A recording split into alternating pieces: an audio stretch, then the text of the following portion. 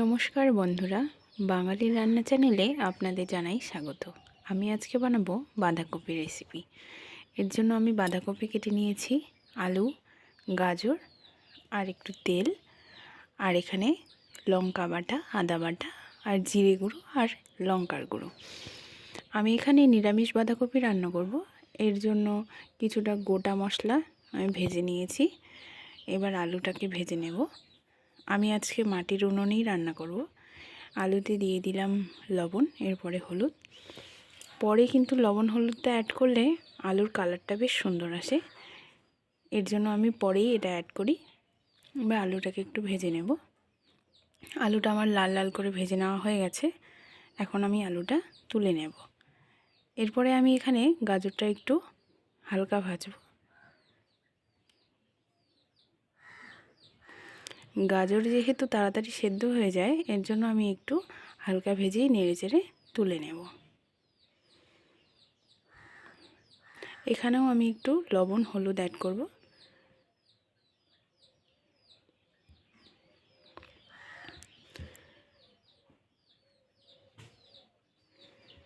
আমি এখানে বেশি মশলা অ্যাড করব না, যেহেতু এটা নিরামিষ বাঁধাকপি।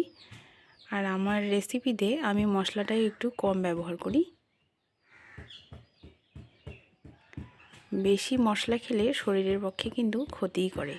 এর জন্য আমি কম মশলা দিয়েই সব রেসিপি করি, আর বাড়িতেও আমরা কম মশলাই খাই। এরপরে দিয়ে দেব তেল, এরপরে কিছুটা ফোড়ন দেব।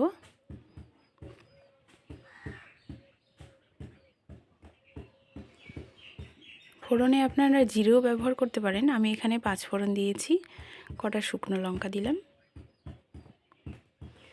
এরপরে আমি বেটে রাখা কাঁচা লঙ্কা আর আদাটা দিয়ে দেব,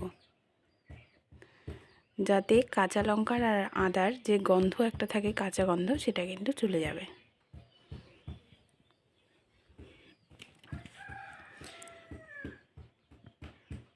এটাকে একটু ভেজে নিয়ে এরপর আমি দিয়ে দেব বাঁধাকপি।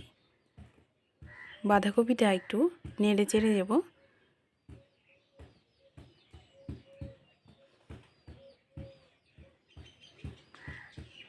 এরপর বাঁধাকপিটা একটু কমে গেলে তখন আমি লবণ হলুদটা অ্যাড করব।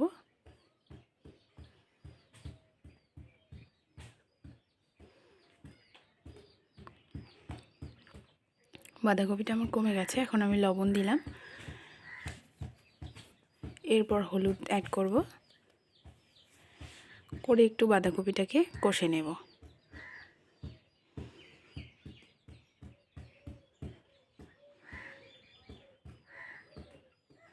আপনারা চাইলে বাঁধাকপিটা সেদ্ধ করেও দিতে পারেন।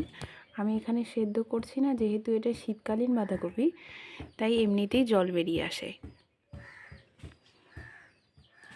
এরপর আমি গুঁড়ো মশলাগুলো অ্যাড করব, জিরে গুঁড়ো আর কাশ্মীরি লঙ্কার গুঁড়ো। এরপর বাঁধাকপিটা আরও একটু কষে নেব।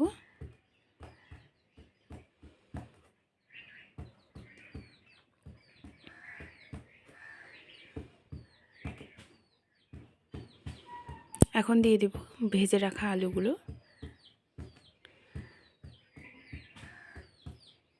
আলুগুলো দিয়ে একটু নেড়ে চেড়ে পরে আমি গাজরটা অ্যাড করব।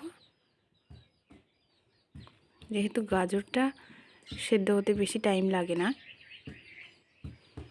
গাজরটাও আমি একটু হালকা ভেজে রেখেছি। এখন দিয়ে দেব গাজরটা, দিয়ে একটু নেড়ে চেড়ে একটু কষে নেব।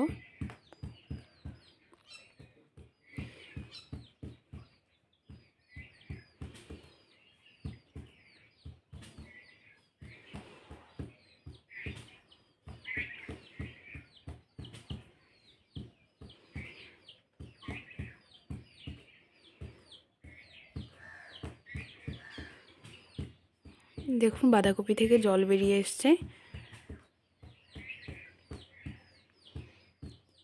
আমি এখানে অল্প জল অ্যাড করলাম, যেহেতু আমি বাঁধাকপিটা কেটে ধুইনি, আগেই ধুয়ে নিয়েছি, তারপরে কেটেছি, তার জন্য জলটা একটু কম বেরিয়েছে।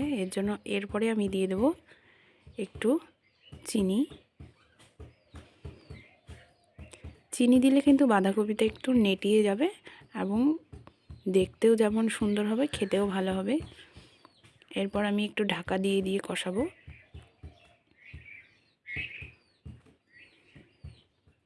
বাঁধাকপি আপনারা যতই ঢাকা দিয়ে কষাবেন তত কিন্তু ভালো হবে।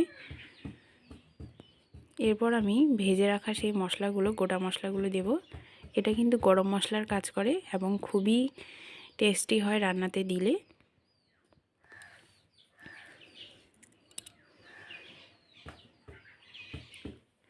এরপর একটু কষিয়ে নেব।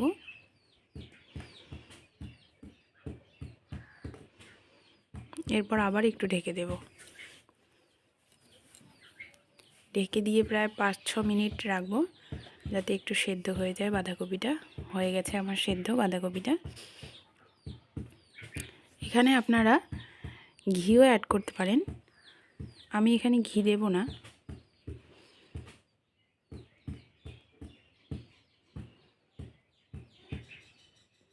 হয়ে গেছে আমার বাঁধাকপি রান্না। যদি ভালো লাগে তাহলে লাইক করবেন। নমস্কার বন্ধুরা।